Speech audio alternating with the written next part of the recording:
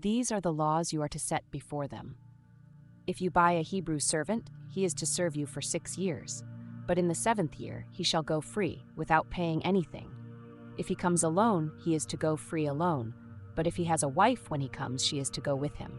If his master gives him a wife and she bears him sons or daughters, the woman and her children shall belong to her master, and only the man shall go free. But if the servant declares, "I love my master and my wife and children and do not want to go free," then his master must take him before the judges. He shall take him to the door or the doorpost and pierce his ear with an awl.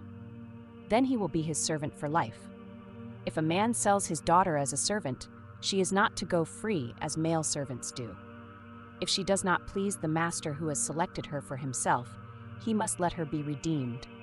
He has no right to sell her to foreigners because he has broken faith with her. If he selects her for his son, he must grant her the rights of a daughter.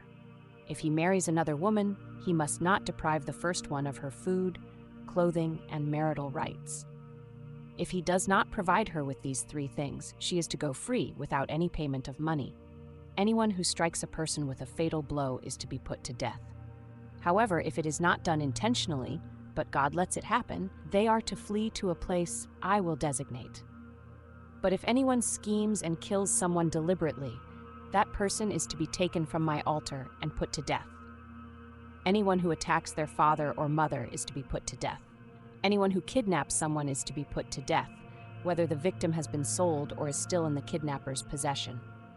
Anyone who curses their father or mother is to be put to death. If people quarrel and one person hits another with a stone or with their fist, and the victim does not die but is confined to bed, the one who struck the blow will not be held liable if the other can get up and walk around outside with a staff.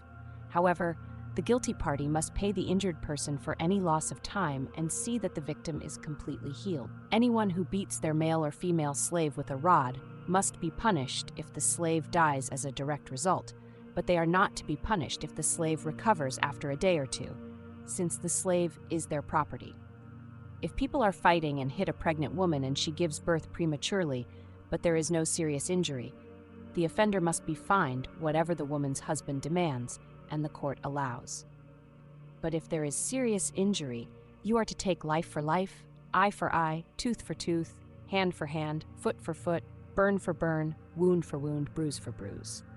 An owner who hits a male or female slave in the eye and destroys it must let the slave go free to compensate for the eye. And an owner who knocks out the tooth of a male or female slave must let the slave go free to compensate for the tooth. If a bull gores a man or woman to death, the bull is to be stoned to death, and its meat must not be eaten. But the owner of the bull will not be held responsible. If, however, the bull has had the habit of goring and the owner has been warned but has not kept it penned up and it kills a man or woman, the bull is to be stoned and its owner also is to be put to death. However, if payment is demanded, the owner may redeem his life by the payment of whatever is demanded. This law also applies if the bull gores a son or daughter. If the bull gores a male or female slave, the owner must pay 30 shekels of silver to the master of the slave, and the bull is to be stoned to death.